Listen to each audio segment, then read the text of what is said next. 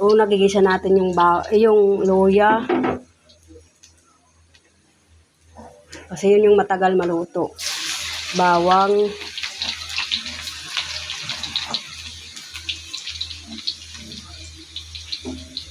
Yung bawang. Isunod natin ang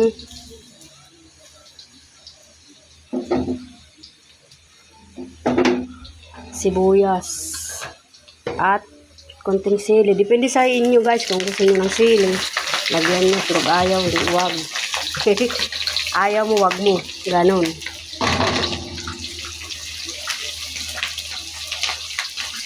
Yan.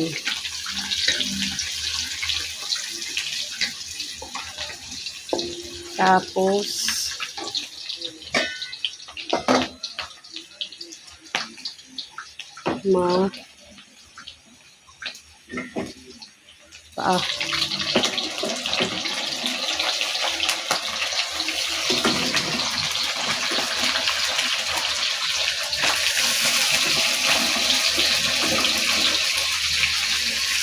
yan.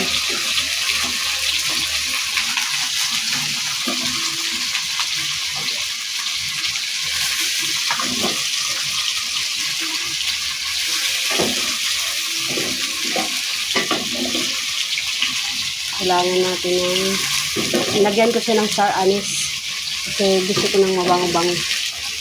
May paminta na din yan guys. Yan.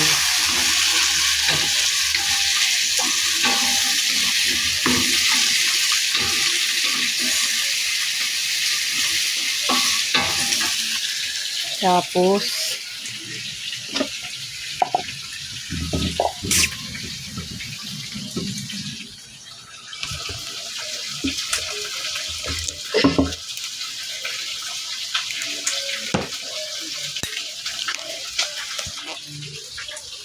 lagyan natin ng isang basong Sprite.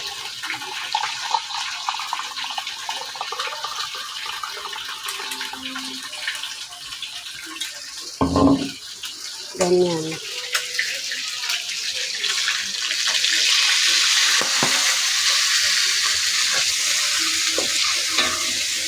Yan.